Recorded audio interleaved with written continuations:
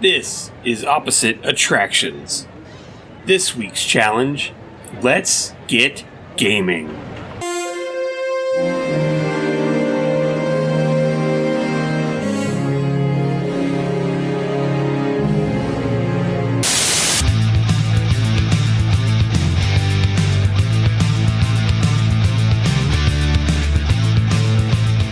Welcome to Opposite Attractions, ladies and gentlemen, the show about theme park design that is technically possible. I am your host, Scottye Moore, joined as always by Jim Murphy. That is his name. Jim Murphy is in this game. Jim will be the only face that I'll see. It's Jim Murphy. I'm not getting the reference right now, but I'm also very tired. It's fucking stand out, baby. Don't try to test me on my goofy movie shit. I could have started with like, who's your favorite Murphy? Like I could have done that shit. But Jim, I went from not wanting to ride the Skyliner last week to this week I want to ride it to get my free fast passes when my Skyliner cart comes ramming into the person in front of me. I'm very excited about it. I did see someone made a graphic of the Skyliner as a Newton's cradle. Yeah. I like where apparently Walt Disney World News Today, the infamous shitty Twitter account, apparently did an unboxing of the safety kit on each one of the Skyliners. I think what technically happened is that someone either it was already open or that someone else opened it, but then they took pictures and sent it to them, and then they published them. Is what happened. I don't think they went on it with the plan to like rip it apart and see the like toilet bags. I just know that someone on Twitter was like, I wonder if that's a Skyliner cart that they fucking ripped the safety shit out of, because that would be the worst situation of all time. Did they say why the Skyliner got all kinds of fucked up and crashed? I think the current Disney company line is simply the word malfunction. Yeah. I don't think they have elaborated. It's quite a bit of a malfunction, Disney. Yes, it is. It is impersonating the Disco Yeti. They're just going to slap a strobe on that sucker and get it back up and running tomorrow. Yeah, I can't wait till I drive down fucking Buena Vista Boulevard and see a shit ton of strobe lights on all of the different cars that are now not able to be used because of how fucked up they are. They just look like they're moving. That's the new dealio. Yeah, man. I mean, I did the pass fast gimmick like last week or the week before of I don't want to ride this. I definitely don't want to ride it now. Like, there's no way you could get me on that bad boy. I mean, worse. It could be worse. It could be being attacked by bees like Hagrid's. Okay, look, I fucking saw this shit on Twitter. And the way I saw it, and I don't know if I sent you it, was someone took a screen cap of the Universal app that will give you wait times, and where the wait time was supposed to be for Hagrid, it just said bees, and that was it. What happened with Hagrid and the bees? They're magical creatures. Yes. They sound like motorbikes when they're angry.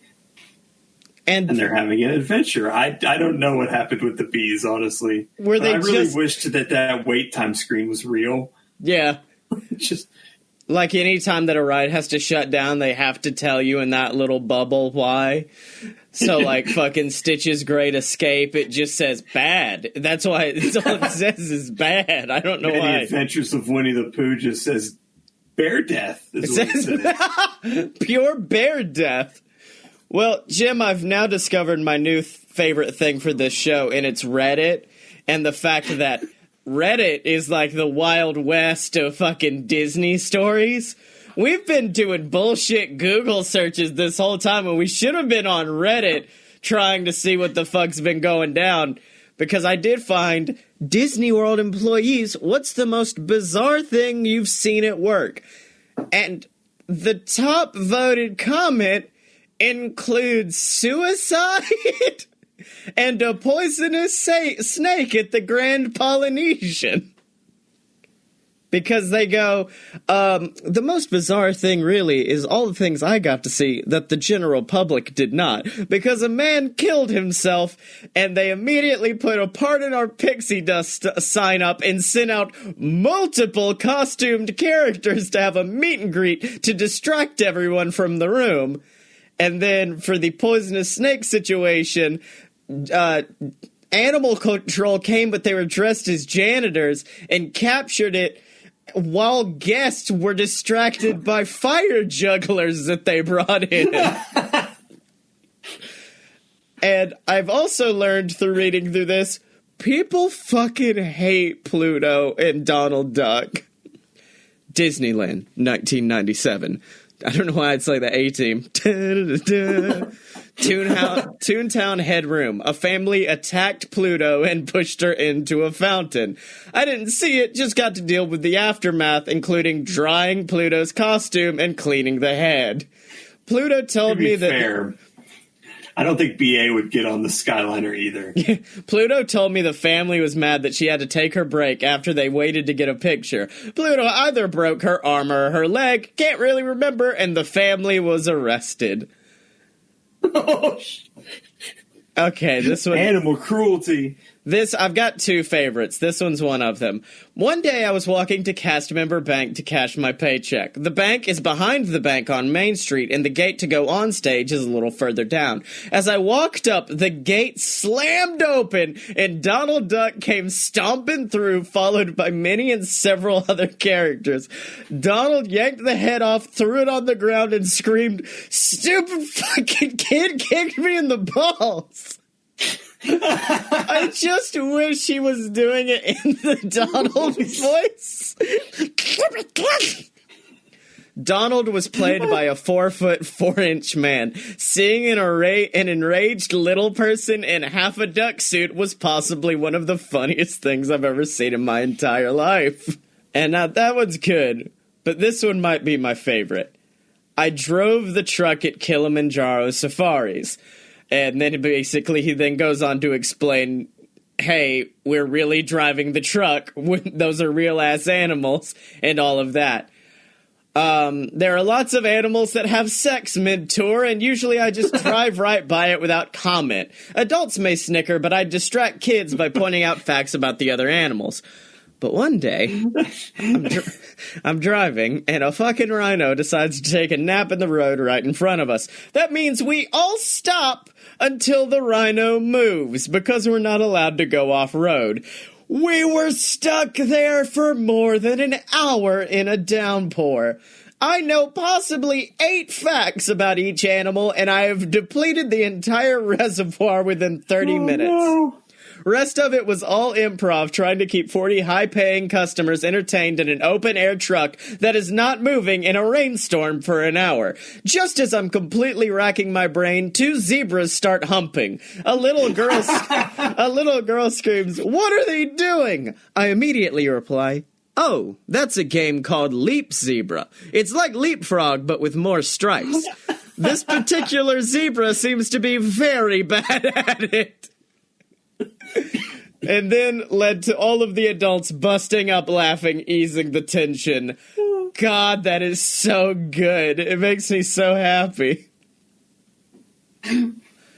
Let's see. Here's one about a Disneyland. That's what not a zoo means. It means wet zebra love is what it means. Here's one about a Disneyland hooker that kept finding lonely men at the monorail and getting on the monorail with them. Here's one about a woman on the same boat as someone else in Pirates of the Caribbean dumping out her husband's ashes. Hey, I'm fine if you do it at a haunted mansion, 'cause there's not more people on the boat.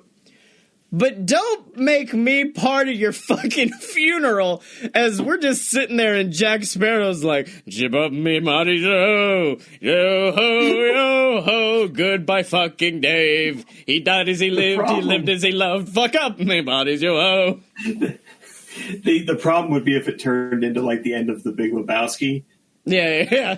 I have lots of stories. My favorite is, while I was working on Dumbo, these drunk people, I feel very offended, I prefer intoxicated American, removed their infant from the seatbelt and held the baby out like Simba outside the carriage while the ride was 18 feet in the air so other drunk friends could take pictures. We had to emergency stop the ride. They were escorted away, and I heard they were arrested once outside the park gates. Which ride was this? Dumbo! Fucking Dumbo!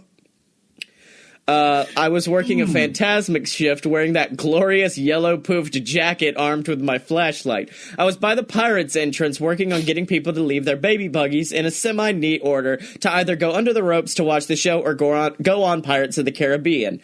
We started to hear a baby cry. The people had left their baby in the buggy and went on Pirates without it. Why has this person got nothing but baby stories? We called a lead. We had to wait there. 20 minutes later, the family showed up and told us they didn't think the baby could go on the ride. They probably had been doing this the entire day. They weren't European. That seems racist, but okay. And that's not even, like, the I don't know about California, but in Florida, the entrance and exit of Pirates are in two completely different locations. Yeah. This one was as a guest. I went to the 24-hour Disney day just to see what it was like. Mistake. I was sitting by the security checkpoint to get into the area between the parks, and this undercover Disney security stopped a guest, ushered her to the side of the planter I was sitting at, and says, "What's the plastic in your shoe?" It was, in fact, a baggie full of drugs held by this about 16-year-old who started loudly arguing with security. He then radioed for other security. The police came, and as soon as she stepped on the other side of the checkpoint, she was arrested. Oof. I don't know if I had any, like, really weird, crazy crap that I saw while I was employed there. I mean, if you do, I think we've talked about it before. See, that's the thing. We've been so far away. Oh, God, this one's good. I didn't want to keep going, but I'm going to have to do this one. But yeah, we've run out of all our stories, so now I'm having to outsource to Reddit. I worked at rides at Disney World in college, and oftentimes there would be private parties that would rent out sections. A few high schools rented out the area I worked for graduation. On our rotation between positions on the side, we would have one that was a rover, but everyone really casually referred to them as the Sex Patrol. I need a fucking poster of me and you with guns and Sex Patrol over the top. That is awful. As there's just like a bush behind us shaped like a Mickey Mouse and two people doing nookie in it. Our job was to wander around dark corners of the park and make sure no horny high schoolers were doing dirty deeds out of the view of everyone else. This is very well written. I took that rotation, walked around the kids in their buffet with a live band. I wandered into the playground in Animal Kingdom's Dino Land USA to make sure nobody was in the off-limit areas when I turned a corner and found two kids. I saw the back of a boy with his pants around his ankles and a girl on her knees just fucking going to town. I freeze in shock that I actually found something on the joke of Sex Patrol. The girl looks over and we make eye contact and she freezes with the, "Oh God, I just got caught sucking a dick" face. I back out of the room and go and tell one of their chaperones. I'm not sure how it was handled, but I'm sure he had one magical visit to Disney World. And then the fucking top comment on that is, "What did Cinderella say when she reached the ball?" Remember, kids, be a gentleman at Disney. Take them on It's a Small World if you're going to do that. No. Pirates of the Caribbean is the one to really get it going. And I'm only saying that because I may have a friend who did that exact thing. And I was like, please tell me it was after the drop. Because if it was before that drop and then you came out and she was just gone. Yeah, you're a daredevil. Yeah, exactly. But Jim, this is not a podcast about all the shitty things that happen at Disney World / Disneyland. It's a podcast where we build our own theme park. We're the bad boys of Disney podcasting. And this season, we are building the epic universe. I'm sorry, let me be specific. Jersey Dan's epic universe. Not the fucking shitty one Universal's making. This is Jersey Dan's. We've got the knife coaster. We've got gun. We've got poison control on the line 24/7. And last week you issued a challenge that I swear to God I forgot until I was at work having to, like, quietly download the latest episode of my phone and skip as I'm helping a customer, just like, you could have messaged me, sir. I would have told you. No, I was like, yeah, I can help you with that. I'll find it in just 1 second. Hold on 1 second. Just trying to listen to it. But you gave us the challenge to build a video game themed amusement theme park ride, and I've just gotta... Did you want us to build our own video game? Should we have... Okay, so we're stealing IP this week is what's happening. Yes. Stealing IP. I'm not only stealing IP, yes, this is going to be really bad. Okay. I'm taking this danger thing. So you may recall that a few months ago, Volcano Bay had an issue with electricity. I don't fucking recall that. What? Huh? There was a day when and actually it might have been a couple of days when Volcano Bay didn't open because I guess during like pre-opening checkups, the employees of Volcano Bay kind of thought there was something a little weird with the water, and they were feeling a shocking sensation in the water. Oh my God. How many of these people have superpowers now? I don't think it was that intense, but it was enough where they were like, hey, I think people are going to notice this. Yeah. So that reminded me of a certain, I know you're way too young for this, but it did remind me of a certain late 80s video game known on the Nintendo Entertainment System known as the Teenage Mutant Ninja Turtles. The bad one? The really, really garbage bad one? The original first version. Oh, it's so bad, Jim. It's the worst shit. I was going to do one based off the E.T. fucking Atari 2600 game, and you've one-upped me. So, if you recall, if you've ever played that game, which I apologize if you have, the kind of pain in the ass section of that game is where you have to swim underwater through like electrified tentacles to like disarm bombs. Yeah. So my idea is to take the Disney sort of flying saucer attraction from the 50s that they tried to bring back in the California Adventure at Cars Land and then canceled. Oh, okay. The Luigis flying tires where you actually sat in. It was like you were on top of a hockey, an air hockey table, basically, was how it worked. Holy shit, this sounds amazing. Yeah, they did a thing. It was actually Disney, like an opening. It might not have been opening day at Disneyland, but I think it was where you sat on top of essentially like a hover thing on a big pad. The problem was that the air holes were not great. Like the air control wasn't great, and it only moved by like the way you bent your body weight, like where you put your body weight was how it moved. Yeah, and that's what they did in California. They replaced it with like Luigi's like dancing car thing. Oh, I know what you're talking about. I do know. But when it first opened, it was like you sat in a giant tire and you basically like bumper carred yourself around.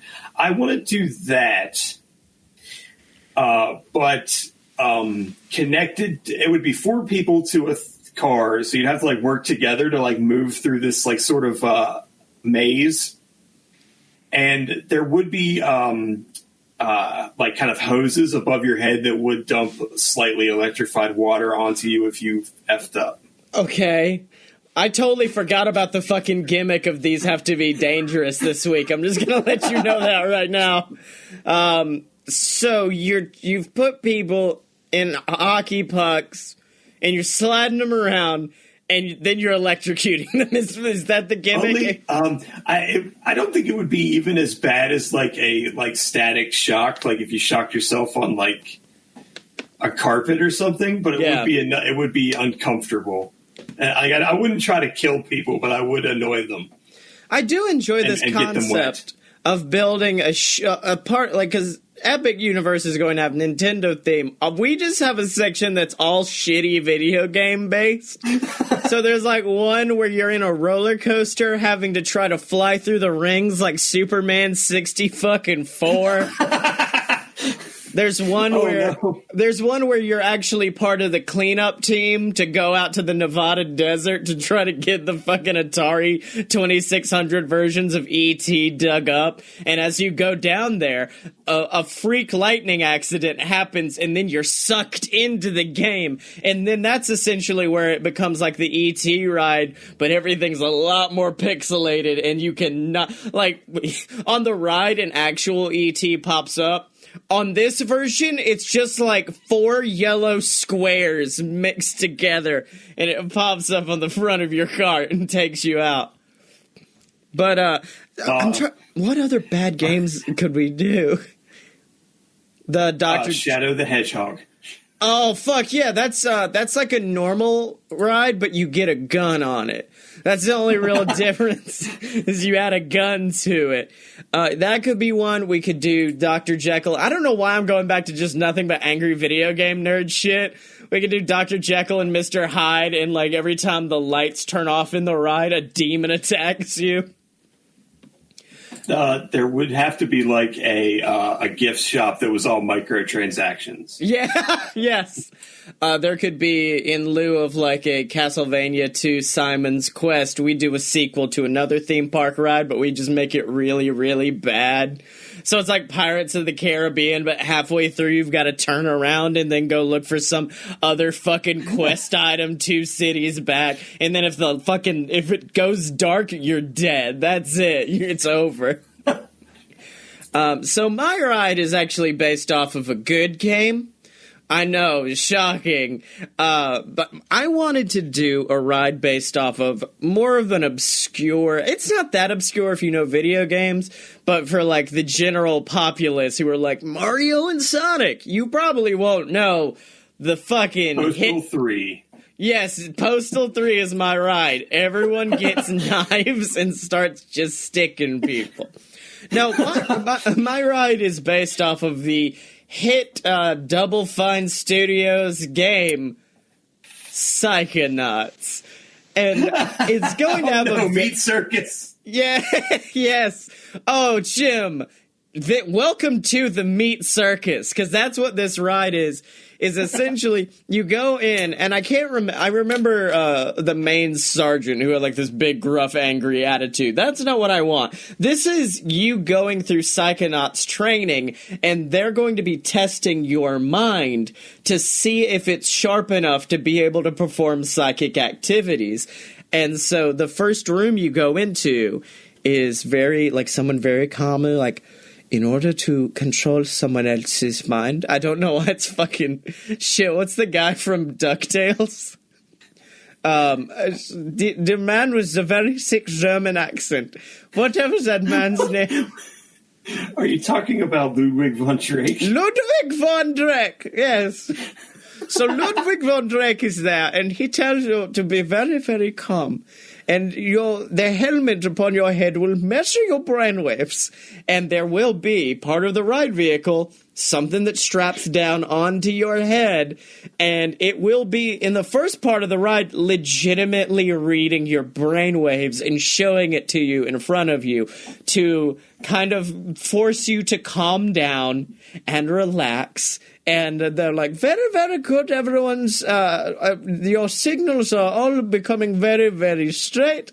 I'm enjoying it a lot. You're doing very well. I think you could possibly be Psychonauts if you want. And that's when the fucking Meat Daddy pops in, and I'm sorry for anyone who's not beat Psychonauts, the end of the fucking game is buck fucking wild. Because it's your dad, but your dad is a giant monster made of meat, and he chases you around this terrifying circus that you've got to do acrobatics on, and essentially Meat Monster comes out, and that's when, or maybe it could be Meat Monster, or maybe like a more normal bad guy who just takes control and wants to use all of your negative, angry energies for their own power. And that's when you go through a fucking drop like Hagrid. The floor drops out from underneath you, but not even like Hagrid's is like probably like what, 5 feet maybe of a drop? 14. Fucking 30-foot drop, baby, straight down. And then that's when you're in pitch darkness. Lights start showing up all around you, illuminating the meat circus, and then old Meat Daddy comes out with his cleaver, and you shoot forward, and now you can look down and see how your brain waves are like acting up and messing up, and it's powering the actual vehicle, so it's making you go faster and faster as you're avoiding this meat monster, as you jump around in this circus and like do loop-to-loops in the air. Until finally, something happens, meat monster dies, you end up using your supposed negative thoughts to defeat them, and that's when you shoot forward out of it, completely safe, and you were saved from the meat monster in the meat circus. And that is Meat Circus Mania, my ride, coming to Epic Universe. And I guess it is dangerous, because I'm fairly sure that 30-foot drop is gonna crack a few coccyxes if I've ever heard one. So any questions? Have we got any questions? I love the idea of like Ludwig von Drake, like Math Magic Land has suddenly become Psychonauts. Yeah, yes. What was he in when I was a kid that I know him so well? Because he showed up in the reboot of DuckTales, and I got so excited. Then I went, wait, why do I know Ludwig von Drake so well? Was he in Darkwing Duck? Was he like his W?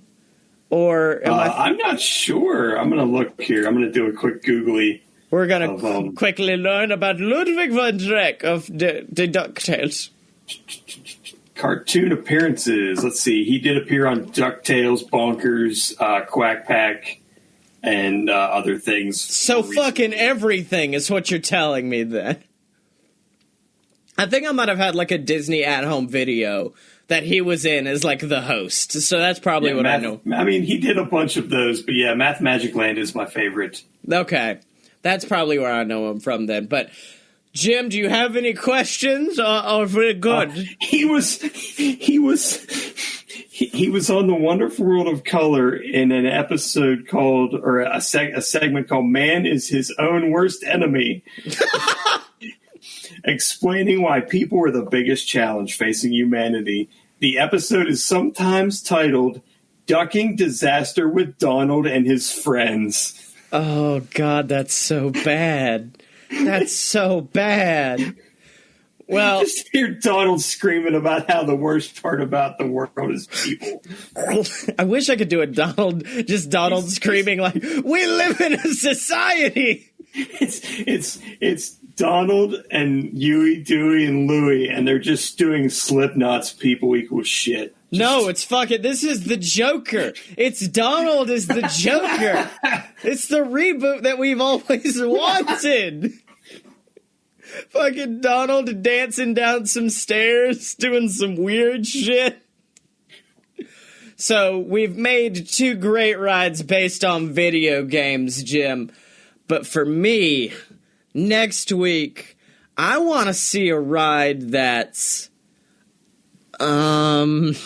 I totally have something prepared. Peanut butter. That's not gonna do it. Jacket. Kaiser Sose. Kaiser Sose was the Batman. I think I want to see a ride that is literally the most dangerous ride of all time. I want us to finally... This is going to be the weenie of the park. Most dangerous ride of all time. Well, let me look at something here real quick for you. And the actual most dangerous ride of all time? That was the Devil's thing that I had that one season. So next week's episode would be episode 100. No, 99, shouldn't it be? Because we just released 90. This is 99 right now. That we're recording right this moment is 99. Oh, man, I've been titling these episodes wrong then, because I think the last one I have going up is 97. Well, we had the like bonusy. That's what it is. Okay, so no. This is technically 98. So next week is technically 99, and then after I thought we could actually end on like the most dangerous, like our last week of the season would be like the most dangerous. Look, Jim, I have no fucking clue, man. I just let's go. Let's do it. Okay. The penultimate of 100. Yeah, exactly. Right before episode 100, we kill everybody. So that's what they can expect next week. So, Jim, where can people find you? I'm just gonna say mine is gonna be the Skyliner, but safer. So, where can people find you on the internet? I'm on Twitter at apparently smart. So just go there and see what's going on. And you can find me on Twitter at ScottyMo, ScottyEmo. Buy my books on Amazon. Check out the new and updated AloadofPureBS.com. It's not that updated. I just added the page for me again. The new self-help podcast about helping yourself, or helping myself. Fuck you. I'm not helping you. I'm helping myself. Coming to you straight from me. It's the only show that's literally just me, so it's the most unsufferable podcast we produce.